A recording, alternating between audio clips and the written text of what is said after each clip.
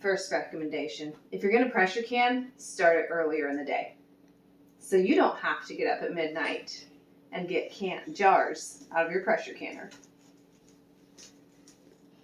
Best tip ever.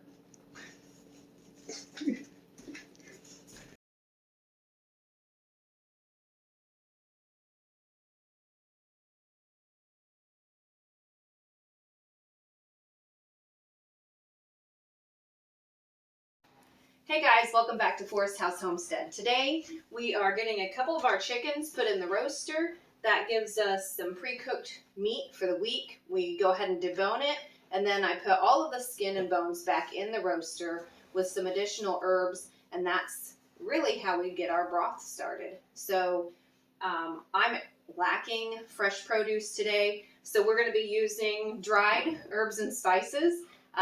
That's the beautiful thing about chicken and chicken broth is it's really forgiving. You don't have to have precise measurements. It's a lot of like, oh, this looks good. Oh, that smells great. So feel free to explore, try things. I add rosemary to mine all the time, but you may not like rosemary. So I'm going to get these unwrapped and we'll get started. Okay, so we've got our chicken sickles in the roaster. They don't fit with the lid. That's okay. As they thaw, they'll settle down in there. These don't tend to have a lot of moisture come out of them, so I always add just a little bit of water into the bottom to help keep them from sticking. This also is just going to turn into broth, so it's not hurting anything. So we joke around here that everything we cook has garlic, onion, salt, and pepper. And then anytime it's chicken, I usually add rosemary, celery, and thyme. So I'm just sprinkling generously. Garlic powder, again, I usually would be adding fresh cloves of garlic, just smash them, toss them in there. Sliced onions, this is thyme. Rosemary, that one's coming out too slow. I love some rosemary. Taking that lid off, and I'll just dump it in my hand. And then,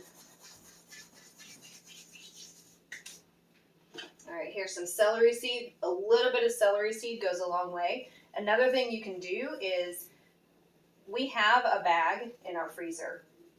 And as we make other dishes, you know, like your little leaves and you know, kind of your discard, the ends of your onions that you chop off, throw those all in a bag in your freezer and just save them. And that can go in your roaster or your pot, whatever you choose to use, for your broth.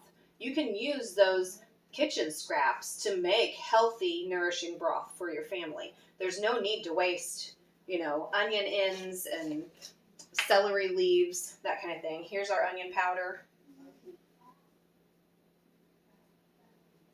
And then salt. We use Redmond real salt here. It's from the United States. It's, you know, free of heavy metals. We can buy it in bulk at our local co-op. I know you can order it on Amazon. Salt's a pretty big deal, so we try to make sure we're getting quality, clean salt for our family. And then fresh ground black pepper.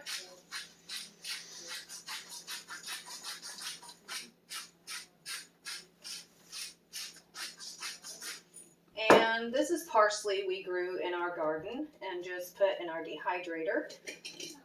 So just sprinkle a good amount of that in here with our chickens. And there you have it. We will let those guys roast. I like to roast them at 250, do it a little slower, let it take a little bit longer, especially since we're working from frozen. And then tomorrow, well, tonight after we eat supper, we'll turn this into broth. All right, so we've roasted our 2 chickens and had supper. We debone the chickens, and all of the bones and the skin go right back in the roaster, and I just turn the temperature down to 150. So at this point, we have a roaster full of what looks like scraps, chicken carcass leftovers, a little bit of oil and liquid in the bottom. To this, we're going to add, these are leftovers, just celery tops from Ants on a Log that the kids made earlier today. So we're going to toss those in. I'm going to chop up a little bit more celery, an onion, some garlic, and then the same herbs that I added to our chickens to roast them, I'm going to add some more of those too. Now, none of this has to be like finely diced. I really usually just cut my onions into some pretty big chunks, taking the papery parts off for the most part. Again, you don't have to be really picky or precise with what goes in the roaster here, or in the stock pot, or in your crock pot even, if you're making broth, because it's all going to get strained anyway. The biggest thing is just if there's dirt, obviously you don't want to put that in there. If there's, I'm just smashing my garlic. Your carrots, wash them. I don't mess with peeling them. I feel like that's a silly step. So I put whole carrots in. Again, if the ends have,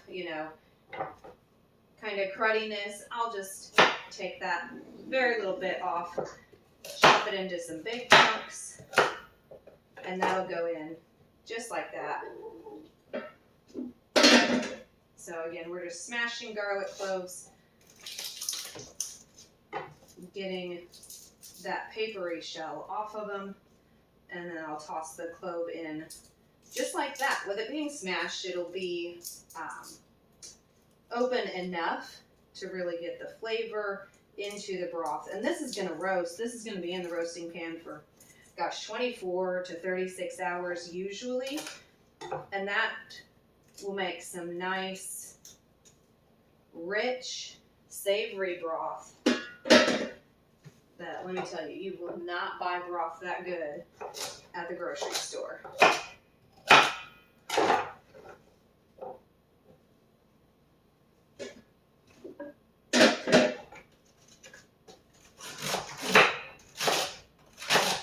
Again, nothing has to be really fine.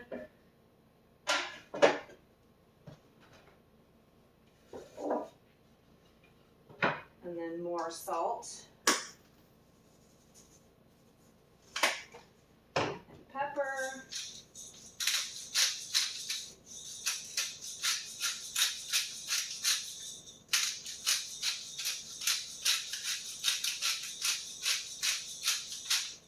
A little more rosemary for good measure.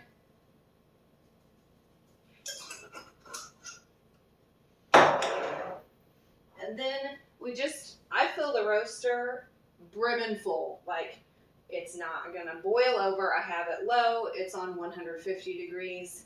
So I'm gonna need several pitchers of water to get this filled up. And then this will result in 7 quarts of good, hearty chicken broth here. Now this would be considered bone broth because this is our first batch. We'll roast this for 24 to 36 hours, just on a real nice low temperature where we're just extracting all the nutrients from all the wonderful things we have in here. So I'll fill this up, and then we'll strain it after it's cooked for a good amount of time, and then we can begin canning it. So it will be shelf stable and ready to use and won't require refrigeration or any thought until you go to cook a pot of rice, or you're making soup or mashed potatoes or a reduction sauce, any number of things. You can grab this can of chicken broth out of your own pantry and have great nutritious food for your family. All right, true to my word, we are back, and it has been probably 48 hours since I filled this with water, and it's just been sitting on the countertop while we've been doing everything else for the last couple days. I intend to can early in the mornings, and here we are. It is probably 7 o'clock, and I'm just getting this started. So I've got all my materials together. I just ran these quart jars through the dishwasher. I think that's the easiest way to sanitize them. I do just a really quick wash on them. Then I know I've got my jars warm and ready to go because I'm going to be putting a hot liquid in them. I have a ladle, I have lids, rings. This is to lift them out of the canner. And then this is a funnel that I have just, sorry, the dog is trying to befriend the cat and the cat is having none of it. This is a funnel made for canning. I would prefer to have a metal one, but you know, maybe my birthday, I don't know. And then I've just taken cheesecloth and put in here to strain out the solids. It's not going to be, it's obviously not like a fine mesh strainer, but it's going to catch most of it. And then I just used a rubber band to secure it on the bottom here. Then I don't have to try and hold it in place while ladling. So I have my pressure cooker on the stove with 2 to 3 inches of water in it, and it is heating up. Now mine holds 7 quarts, which is why I have 7 here. So I want to get that nice and warm, not hot, not boiling, just so we have a nice warm amount of water. I'm going to show you what this looks like, and we'll start ladling it into jars.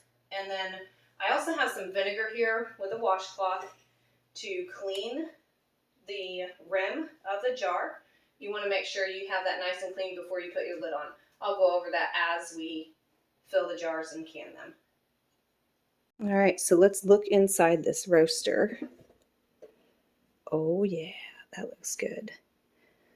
So we'll leave all those bits and bobs behind and just get this broth off of here. There's a nice amount of fat on top of this. Now some people will let their, will try and skim the fat off the top. We are not those people. All right, let's get our jars filled.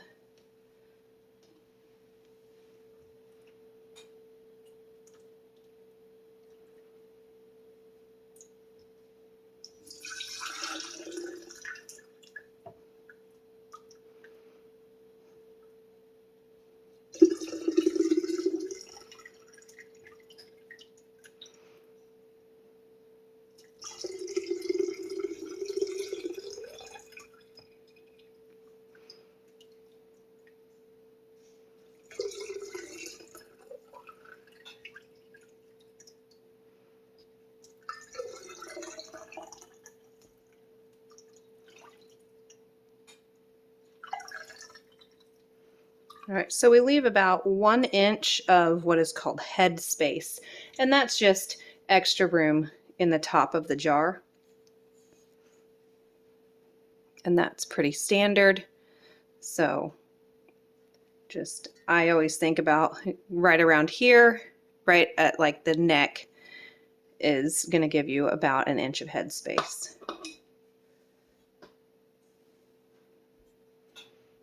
Put that one back there.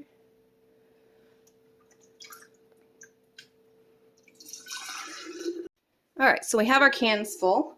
Now we're going to grab our vinegar and a washcloth and just go around the rims of these.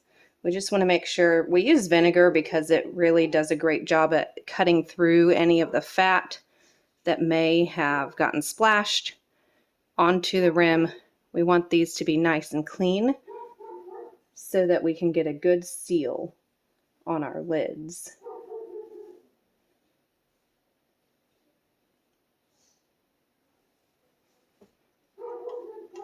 And then I like to line up, most lids have a date, place to write the date. I like to line it up with the fronts of the jars just because, I don't know, then it's neat and tidy, I guess. Depends on my mood. Sometimes it's haphazard. Sometimes I like to make it nice and tidy.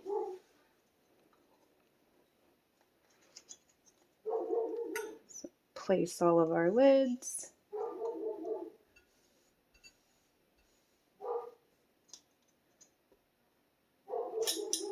And then get our rings on.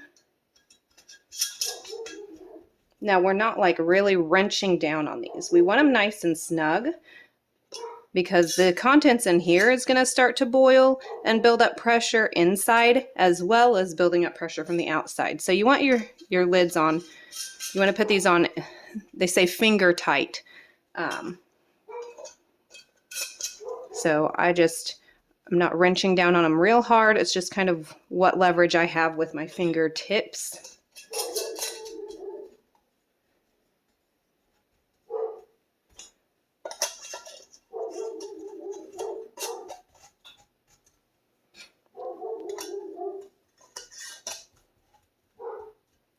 All right, and now we will get these put in the pressure canner.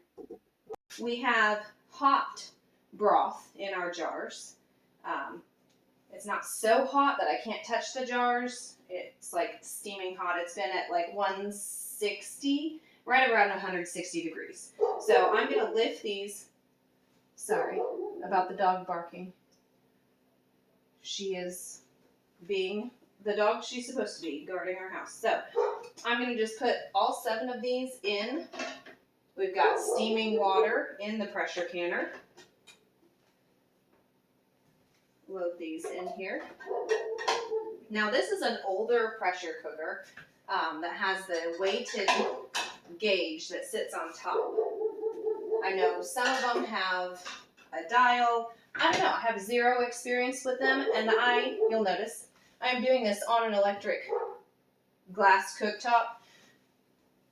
The USDA food safety people say electric stoves are not designed, glass cooktops are not designed to handle the heat of this. I am not telling you to go against their safety recommendations. Again, our channel is just letting you know what we're doing and that's what we are comfortable doing. You have to make your own decisions.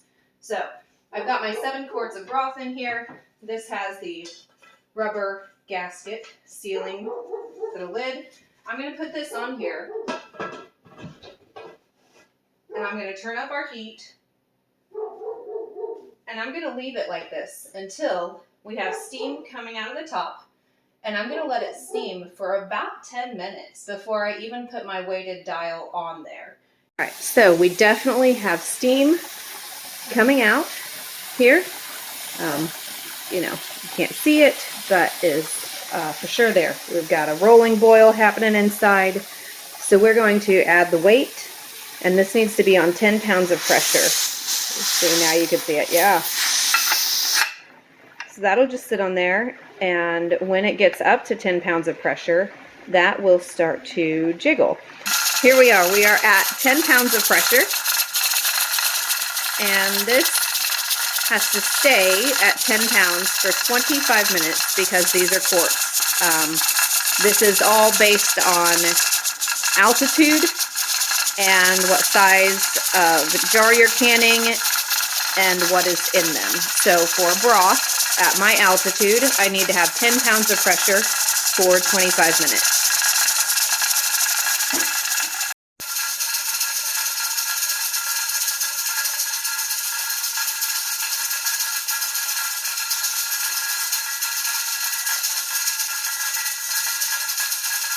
Alright, so that is 25 minutes, and we're just going to turn the burner off and let it sit.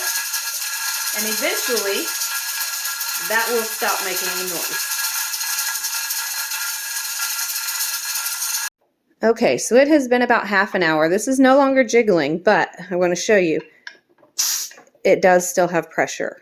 So I'm going to let this wait a little while longer because we want to let the pressure inside of the pot come down all the way before we remove the weight. Okay, so our pot has cooled down.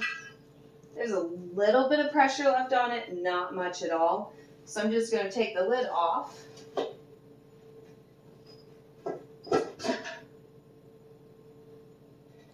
And I'm going to let them cool down a little bit longer before pulling them out of the pressure cooker. So we're going to get our jars out. Eee, that's scary. And I'm going to set them on a towel on my countertop. And these will sit here all night. Don't touch the lids. Don't move them around. Tell your family to leave them alone,